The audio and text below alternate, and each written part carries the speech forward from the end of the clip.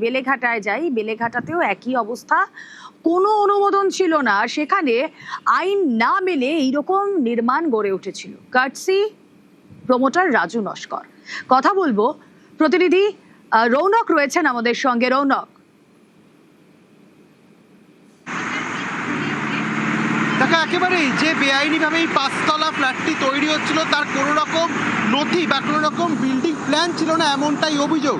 এবং কলকাতা পৌরসভার তরফ থেকে গত 21শে মে এই ফ্ল্যাটের বাইরে একটি নোটিশ লাগানো হয়েছিল এবং জানা যাচ্ছে স্থানীয় তৃণমূল নেতা রাজু নস্কর, তার নামে এই ফ্ল্যাটটি তৈরি হচ্ছিল, তার নামে এবং আরও একজন আয়ুষ্মান নিয়োগী, দুজনের জয়েন্ট ভেঞ্চারে তৈরি করা হচ্ছিল।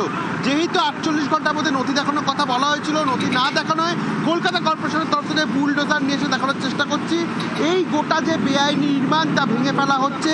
এবং বুলডোজারের পাশাপাশি এয়ার কম্প্রেসার মেশিন দিয়েও কিন্তু ওপরের যে সিলিং রয়েছে, যে জায়গায় ঢালাইয়ের জায়গা রয়েছে, প্রত্যেকটি জায়গা কিন্তু ভেঙে দেবার কাজ হচ্ছে। কিছুক্ষণ আগেই কলকাতা পুরসভার কমিশনার স্মিতা পান্ডে তিনি এখানে আসেন, তিনি এসে জানান যে এরকম একাধিক বেআইনি নির্মাণ এই এলাকায় রয়েছে। এই রাজু নস্করের এই যে ফ্ল্যাটটি এখানে তৈরি হচ্ছিল, এর পাশাপাশি আরও একটি ফ্ল্যাট কিন্তু ভেঙে দেওয়ার কাজ করা হচ্ছে কলকাতা পুরসভার তরফ থেকে। এবং জানা যাচ্ছে 21 তারিখ যখন এই নোটিশ সার্ভ করা হয়, তাকে 48 ঘন্টা সময় দেওয়া হয়, যে 48 ঘন্টা সময়ের মধ্যে বিল্ডিং প্ল্যান বা যে সমস্ত নথি প্রয়োজনীয় সেগুলিকে দেওয়ার জন্য বিল্ডিং বিভাগে। কিন্তু তিনি কোনো রকমভাবে কিন্তু যোগাযোগ করেনি।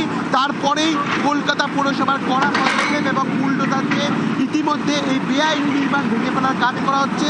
এবং শুধু বেলেঘাটা নয়, শহর কলকাতার আজ মোট 6টি জায়গায় এই ধরনের যে বেআইনি নির্মাণ হয়ে আছে, প্রত্যেক কটি বেআইনি নির্মাণ কিন্তু কলকাতা কর্পোরেশন